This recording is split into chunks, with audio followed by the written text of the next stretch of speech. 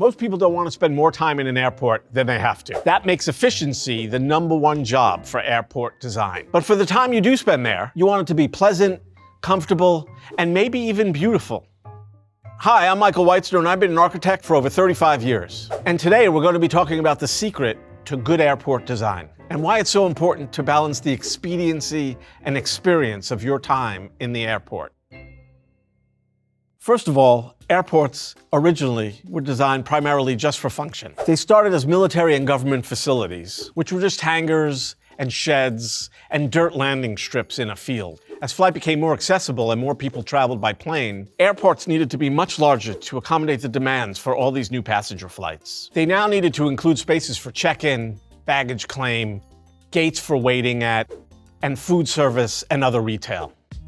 I mean, the idea of a large airport was a totally new typology. They could have made them look like train stations, but they didn't. They were searching for a new language for their design. They maintained some of that utilitarian feel because efficiency and cost were still factors. But at this point, most of them just ended up looking like office buildings. At that point, efficiency became even more important than before. Airports needed to accommodate, and still do, 3 modes of traffic: people, bags, and flights. And the way they did this was to separate the passenger traffic vertically, based on whether you were arriving or departing. So typically, airports are designed on 2 levels. 1 level is for bags, 1 level is for people. Airplanes are very tall, so typically, when you enter the airport for your departing flight, you're entering on the upper level because that's where you enter the plane at. And when you arrive at your destination, typically, you are on the ground level because that is the level in the airplane that the bags are located in. And so those bags come in directly and you grab your bag and go out to the street level to get your taxi, your Uber,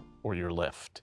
As airports continued to grow, they became more complex, not only in their configurations, but in the variety of spaces that they offered. Airport security began to take up a much larger footprint, and over the years, food service and retail became a massive part of the floor plan. Travel efficiency and retail economics were the main factors in airport design for many years, but the aesthetic aspect of their design didn't progress beyond imitations of office buildings until one specific terminal significantly changed the dynamics of airport design, driven more by aesthetic and the experience of visiting the airport itself, rather than treating it just as a transitional space between a car and an airplane. And the turning point in this aesthetic evolution can be traced back to a single terminal that was completed in 1962 at what was then called Idlewild Airport and is now called John F. Kennedy International. This is the TWA Flight Center, designed by Eero Saarinen. So Saarinen had just completed the General Motors headquarters in Michigan, which had gotten a lot of acclaim and a lot of attention. He designed a lot of very unique buildings, all different from one another, including the hockey rink at Yale University. So Saarinen was chosen for this project because he was known as a visionary. No 2 buildings he did were ever the same. And he was actually designing another very famous airport called Dulles Airport outside of Washington at the very same time. And for this project, he wanted to design a building that evoked the excitement of air travel. So what Saarinen did to evoke this idea of flight was he created these swooping, grand curves and lifted them up, almost like wings would lift up above this portion of the building. And he almost created what appears to be like the beak of a giant bird. And to some, that was a little too picturesque, and he was actually criticized for it. But there's no denying that this building itself, the interior as well as the exterior, evokes the idea of taking off and flying through the air. And what's most remarkable about this is this was done in an era before computers. So all this was designed, as it were, by hand. The building has these multiple compound and complex curves. And in fact, he couldn't even draw it. They basically just kept building model after model after model, and then they drew that. So let's take a look at the interior of the building, which in many ways is even more exciting than the exterior. I mean, it's incredible, actually. He creates these extremely dynamic, swirling forms on the interior. And then the roof of this building, which comes down and forms the walls and the entire enclosure for the interior, is actually made of 4 separate folded shells. And he separated each of these shells with this linear skylight. And for me, this sort of represents the pinnacle of the glamour of air travel in the early 1960s. The era of President John F. Kennedy, the space race, the innocence before Vietnam, still basking in the victory of World War II. And I think this building by Saarinen contributed more to that feeling than any other building of the era. in that it's the expression of flight and the sense of discovery that comes with air travel.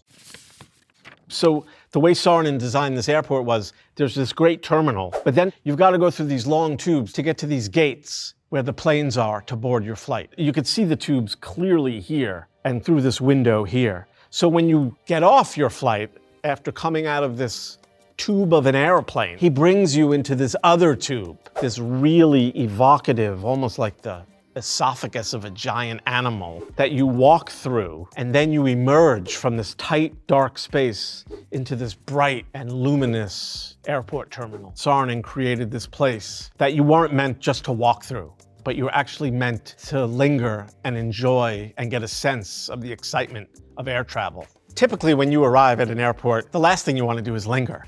I mean, it's been hours since you got in the car or the train that brought you to the airport until you waited, until you got on your flight, until your flight finally landed. So the first thing you want to do is get to the baggage carousel as quickly as possible, collect your belongings, and be on your way. You don't linger to look at the architecture, but occasionally one is struck by something amazing. And that's what happens at TWA. You come out of your plane into this long tube, which brings you into this amazing space below, and it gives you a sense of what a great airport can be. Suddenly you realize you're in a new and exciting place, and that's what a great airport can give. Some other airports that have also created this feeling are Barajas in Spain by Richard Rogers, Kansai in Japan by Renzo Piano, the Jeddah Airport in Saudi Arabia by SOM, and Dulles Airport, of course, outside of Washington, D.C., also by Saarinen. The thing about air travel today is it's extremely safe and extremely affordable. So because of all this, people are spending more and more time at the airport.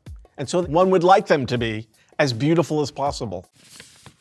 So now let's take a look at an airport that takes that idea even further. Daxing International Airport in Beijing, China. So this is the largest airport building in the world, designed by Zaha Hadid architects. Here's everything jumps out at me. First off, it's the massive scale of this building. The building footprint is so large that the runways almost look diminutive in comparison. And it obviously takes a lot of cues from what Saarinen did at TWA in terms of its plastic curves and organic shapes. It almost looks like some sort of living marine creature. In fact, it's nicknamed the starfish. The other way in that it relates to TWA is that it also has these linear skylights, the separation of the shells. So in a way, it's this series of boomerang shapes, these parabolas that all sort of meet to form this radial construction.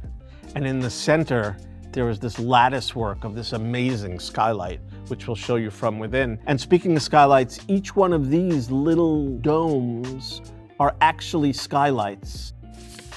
And in fact, if you look at it from the roadway, it looks very reminiscent of the TWA terminal at JFK. And you could see with this large overhang and the way the form lifts up and is filled in with glass below is very reminiscent of what Saarinen did at TWA. But it's not just beautiful on the outside. This building is really quite incredible from the interior. So these two photos give you a great view of the interior and the skylights that flood it with natural light. And I mentioned the vortex at the center of this form, that lattice skylight. Well, this is it from the interior, and you could see the linear skylights that separate each one of those parabolic boomerang-like shapes from one another. And this is one of those small, almost elliptical shaped skylights that you saw from the roof. And it just gives you an idea of the massive scale of this building. That tiny little oval that we saw on the roof is actually, compared to a person, is an enormous size. And you could see the excitement on the interior. I mean, this actually, you know you're at an airport. Here's the check-in counters, here's baggage, and then here you see all these amazing shapes. And I love that she did this suspended arch, which looks like it's just floating in midair, and then she suspends the bridge from it. It's this dynamic, amazing environment that totally envelops you, where it's hard to distinguish between floor, wall, and ceiling. One thing grows out of the other. So clearly the experience of being here was forefront in the designers' minds. The idea was, let's create an amazing place to be. Okay, so let's talk about Zaha Hadid. Truly one of the great architects of the late 20th and early 21st century. She was hugely influenced by a group of artists known as the Supremacists, who were Kazimir Malevich, El Lissitzky, and Lyubov Popova. They were called that because they were interested in the supremacy of pure artistic feeling, as opposed to just the visual depiction of objects. And Zaha was also a painter. Through her paintings, she explores spaces that architecture hasn't considered before. So these paintings foreshadow her early built work, such as the Vitra Fire Station in Switzerland and the Rosenthal Center for Contemporary Art in Cincinnati, which are all very hard-edged and rectilinear and don't employ those soft curves yet. At the Maxi Museum in Rome, she starts to soften her form and creates these more curvilinear shapes, which over the years leads to the astonishing forms that she employs at Daxing. Sadly, she died in 2016 before its completion, but her stamp is all over it, and truly she's one of the great architects of the 21st century. But Daxing is not just beautiful, it's also extremely efficient. So this aerial view really shows the efficiency of this radial hub and spoke concept of which this airport is designed. So basically what this hub and spoke concept means is that no gate is too far away from the center. In fact, it's only an 8-minute walk to the farthest end of each one of these piers. So this concept is incredibly pedestrian friendly because it means you don't have to walk all these great distances like you do at other airports. For instance, at Dallas-Fort Worth, it's over 2 miles to the furthest gate, which is 40 minutes of walking time. So this radial concept also means you don't need other forms of transportation to get around the airport. You don't require buses, shuttles, or trains. Of course, this shape, which is so efficient for passengers, is actually a somewhat common arrangement for terminals. So Daxing, although it's radial, is actually based on the pier concept. And the pier concept when arranging an airport terminal is basically just a linear pier like you would find at a marina with boats. But in this case, it contains planes, and the planes just all, sit here like this. So at one end is the terminal, and a string of gates come off it along this pier concept. And then the jetway goes to each one. So what happens at Daxing, they take this pier concept and they just do 5 of them coming off the same terminal, which again makes this extremely efficient for people inside the airport to get to where they're going. Of course, there are other common configurations, and probably the earliest configuration was just the linear concept, where you have an airport, and here's your terminal, and then your gates are here, and then you have a plane here, and a plane here, and a plane here, and they're all just arranged in one linear row. Then, of course, there's another configuration which is known as the satellite configuration. And the satellite configuration is essentially a total separation from the terminal. So you have your terminal here, and then you have your gates out here. So the advantage of the satellite configuration is that the tarmac is uninterrupted and the planes are closer to the taxiways and the runways. The other advantage of it is it's more efficient and you can get more planes along the perimeter of the building. So while it's more efficient for the airplanes, it's less efficient for the passengers.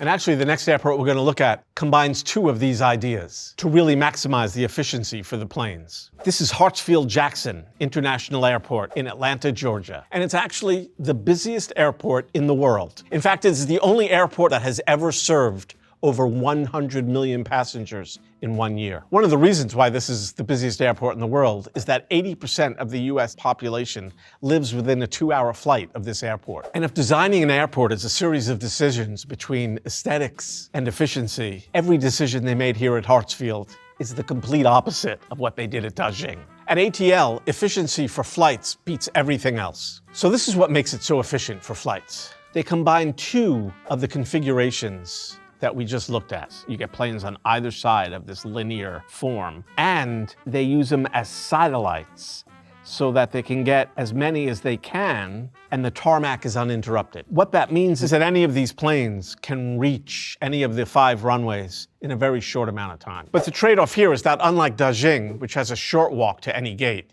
here the connections between terminals are underground and require passengers to take elevators or escalators down, board a train, and then take an escalator or elevator back up to the level of their flight. It's a clever solution, separating the traffic vertically to allow maximum flexibility for flights, but it also adds multiple modes of travel within the airport itself. You take 3 or 4 different types of transportation just to get you to your 5th airplane. So the sacrifice here is that you're hopefully spending less time in the airport overall thanks to its efficiency, which should mean fewer delays and shorter waits for flights. But the time you do spend here is not visually inspiring in the same way that it is at TWA or Daxing. So while it is maximizing efficiency for flights, there is a trade-off with the experience of actually being in the airport.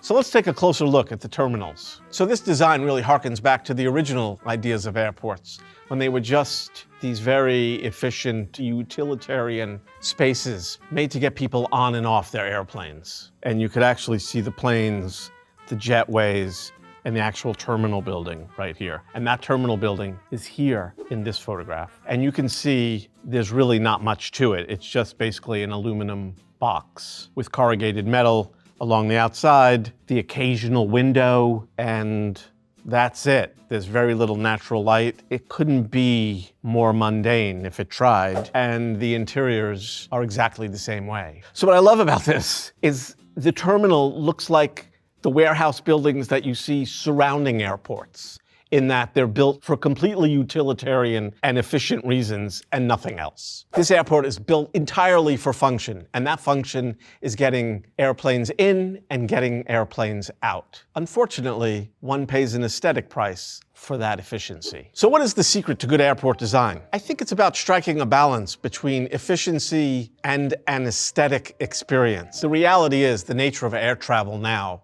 means that you're going to spend more time in the airport than you really want to. So you might as well be in as nice a building as you can be in. But no matter how nice that building is, you still want the airport to run efficiently, and you don't want to spend more time there than you have to. So there has to be a sweet spot between the two, and that is the nature of good airport design today. So what's your favorite airport and your least favorite airport? Let us know in the comments below.